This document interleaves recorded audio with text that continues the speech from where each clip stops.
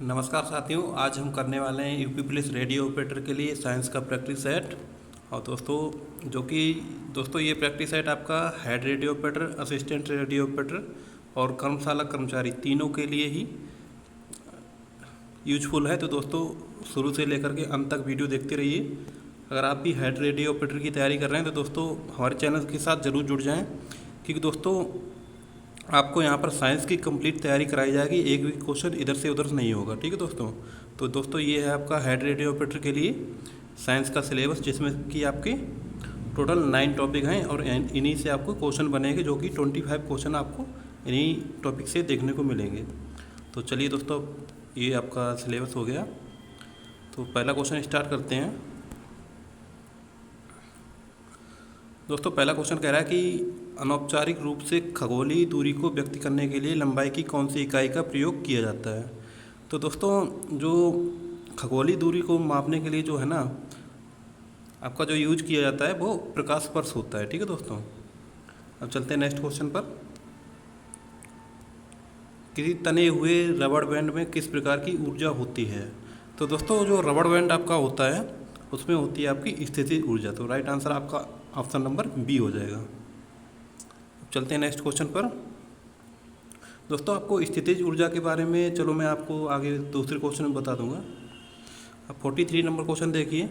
यदि एक वस्तु का वेग उसके प्रारंभिक वेग का दोगुना हो जाती है तब इसकी प्रारंभिक गतिज ऊर्जा की n गुनी हो जाएगी। यानी कि अगर किसी वस्तु का वेग उसकी प्रारंभिक वेग का दोगुना कर दिया जाए तो उसकी गतिज ऊर्जा कितनी गुनी हो जाएगी, ये आपको बताना है। तो दोस्तों एक तो आप इसको डायरेक्ट याद रख सकते हैं, यानी कि अगर किसी वस्तु का वेग दोगुना किया जाता है तो उसकी गतिज ऊर्जा जो होगी ना वो दोस्तों 2 का स्क्वायर कर दीजिए, जो भी आए वो उतने ही गुना ही हो जाएगी। यानी कि जितने गुना किया गया ना, अगर यहाँ पर अगर 3 गुना किया जाता है तो दोस्तों हम क्या करते कि 3 का स्क्वायर कर देते। और दोस्तों इसको अगर आप स्टेप बाय स्टेप समझना चाहते हैं तो दोस्तों आप स्थिर ऊर्जा का जो फार्मूला होता है kinetic energy is equal to half mv², तो इससे भी समझ सकते हैं। अब चलते हैं नेक्स्ट क्वेश्चन पर। यदि कोई वस्तु एक समान वृत्तीय गति में घूर्णन करती है तो प्रत्येक बिंदु पर इसका, यानी कि अगर कोई भी वस्तु है जो एक समान वृत्तीय गति में घूर्णन कर रही है तो दोस्तों इसमें कौन सी चीज़ है जो कि चेंज नहीं होती है। तो दोस्तों वो होती है आपकी वेग, यानी कि वेग कभी भी चेंज नहीं होता है एक समान घूर्णी गति में। चलते हैं नेक्स्ट क्वेश्चन पर। यदि पृथ्वी व सूर्य के बीच की दूरी वर्तमान दूरी की आधी होती है तो एक वर्ष में दिनों की संख्या होती है। तो दोस्तों ये इस टाइप के क्वेश्चन जो होते हैं कॉन्सेप्चुअल होते हैं, इनको आप डायरेक्ट अगर याद कर लें तो ज़्यादा बढ़िया है। तो दोस्तों इसका राइट आंसर आपका ऑप्शन नंबर बी हो जाएगा। 129 दिनों की संख्या हो जाएगी अगर सूर्य व पृथ्वी के बीच की दूरी को आधा कर दिया जाए। अब चलते हैं 46 नंबर क्वेश्चन पर। केपलर के दूसरे नियम का परिणाम है, यानी कि केपलर का दूसरा नियम कौन सा है। तो दोस्तों जो केपलर का आपका दूसरा नियम है वो ये कहता है कि कोणीय संवेग के संरक्षण के बारे में बताता है केपलर का दूसरा नियम। तो चलते हैं 47 नंबर क्वेश्चन पर। दाब और बल में कौन सी अदिश है। तो दोस्तों आपका जो दाब और बल में आपको बताना है कौन सी राशि सदिश है। तो दोस्तों इसमें जो आपका बल F equal to m into a होता है, जिसमें कि दोस्तों आपको पता है कि जो एक्सीलरेशन होता है वो दोस्तों आपका एक वेक्टर क्वांटिटी होती है। तो आपका राइट आंसर आपका ऑप्शन नंबर बी हो जाएगा, यानी कि दाब और बल में जो सदिश है वो बल है। चलते हैं नेक्स्ट क्वेश्चन पर।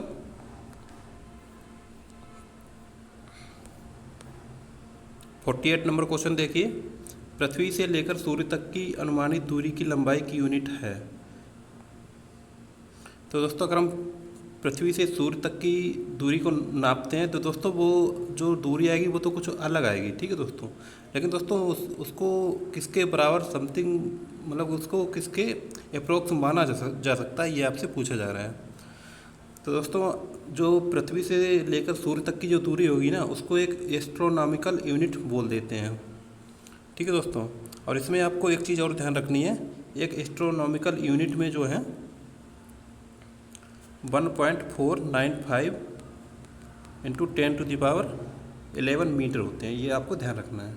चलते हैं नेक्स्ट क्वेश्चन पर। यदि किसी वस्तु को गति में लाने के लिए उसे धक्का देना या खींचना क्या कहलाता है? तो दोस्तों ये तो आपको सिंपल पता ही होगा कि इसमें बल लगाया जाता है तभी उसको धक्का देंगे या खींचेंगे। अब 50 नंबर क्वेश्चन देखिए, दो पिंडों के बीच बल सदैव।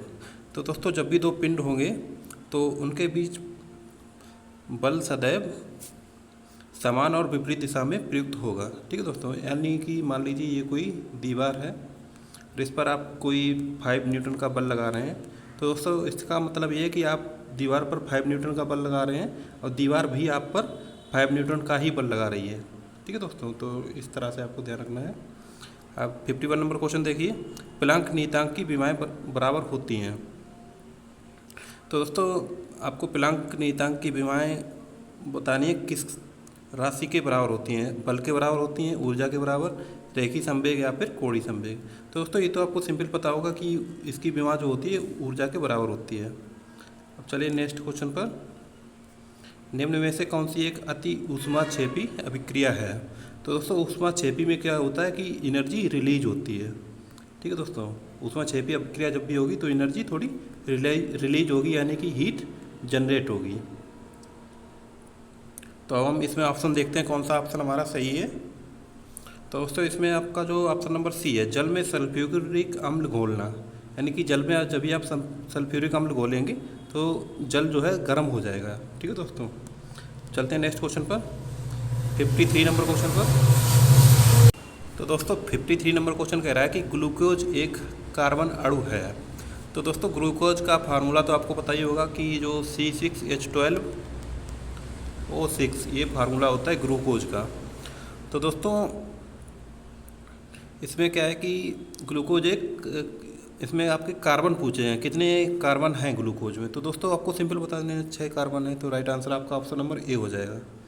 अब 54 नंबर क्वेश्चन देखिए, एस्टर में खालिस्तान गंध होती है। तो दोस्तों आपका जो एस्टर होता है ना उसमें गंध होती है आपकी फल जैसी, तो राइट आंसर आपका ऑप्शन नंबर सी हो जाएगा। 55 नंबर क्वेश्चन देखिए, पीवीसी का पूर्ण रूप है, क्योंकि दोस्तों आपके सिलेबस में ये आपका जो बहुलक वगैरह है ना, यानी कि बहुलक आपके सिलेबस में है, तो दोस्तों आप इसको पढ़ के भी अच्छे से जाइए, और हो सकेगा तो मैं आपको नोट्स प्रोवाइड कर दूंगा अपने टेलीग्राम चैनल पर, वहाँ पर आप ज्वाइन हो जाना और देख लेना। क्योंकि दोस्तों हमारे पास अभी नोट्स तो कंप्लीट हैं, बस उनको अपलोड करने का समय मिल जाए तो मैं उसको अपलोड कर दूँगा। आप भाई अगर पढ़ के जाएंगे नोट्स वगैरह तो वहीं से आपके सारे के सारे क्वेश्चन बन जाएंगे। और आपको पता भी होगा कि अभी यूपीएसआई का जो पेपर हुआ था उसमें भी लगभग किसी किसी सेट में 1-2 क्वेश्चन बहुलक से देखने को मिले थे। ठीक है दोस्तों, तो इसमें तो आपको सिलेबस में ही पहले दे रखा है, तो हो सकता है 2 से 3 क्वेश्चन आपको बहुलक से देखने को मिल जाए। तो दोस्तों पीवीसी का पूर्ण रूप तो होता है पॉलीविनाइल क्लोराइड, तो राइट आंसर आपका ऑप्शन नंबर सी हो जाएगा। 56 नंबर क्वेश्चन देखिए, कार्य शून्य होने की स्थिति में विस्थापन और लगाए जाने वाले बल के बीच का कोण। तो दोस्तों W=FD cos थीटा होता है। तो दोस्तों जब भी आपको कार्य को शून्य करना है तो cos थीटा की वैल्यू कितनी होनी चाहिए?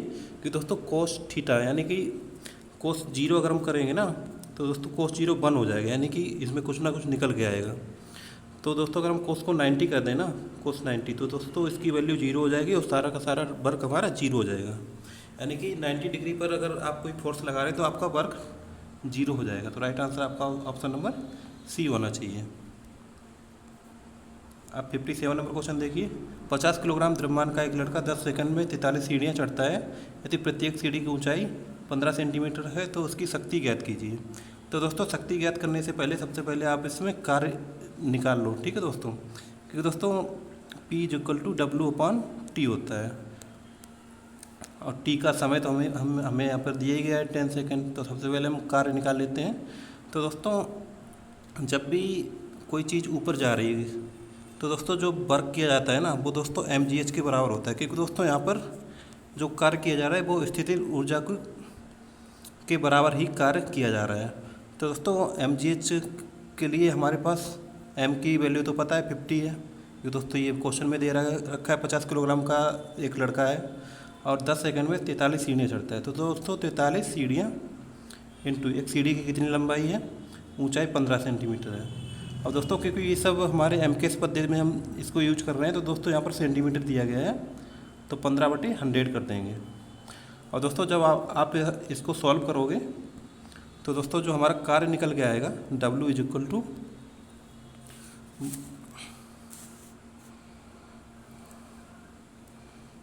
वो हमारा कुछ इसके समथिंग आएगा 500 इंटू 6.45/10, क्योंकि दोस्तों यहाँ पर 10 सेकेंड दिया गया ना, तो दोस्तों 10 कर देंगे।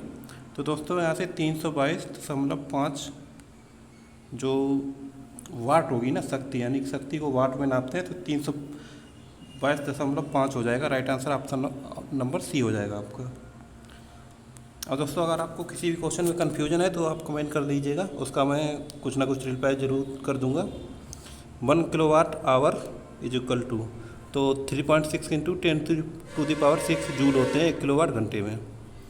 अब 59 नंबर क्वेश्चन देखिए, रॉकेट लॉन्चिंग कौन से नियम पर आधारित है? तो दोस्तों रॉकेट लॉन्चिंग जो होती है वो न्यूटन के गति के तृतीय नियम पर आधारित होती है। अब चलिए नेक्स्ट क्वेश्चन, यदि 10 न्यूटन और 5 न्यूटन के दो बल एक वस्तु पर एक ही दिशा में लगाए जाते हैं, यानी कि ये कोई मान लीजिए दीवार है, इस पर तो वस्तु पर कार्यरत कुल बल होगा, यानी कि ये कोई दीवार है हमारी।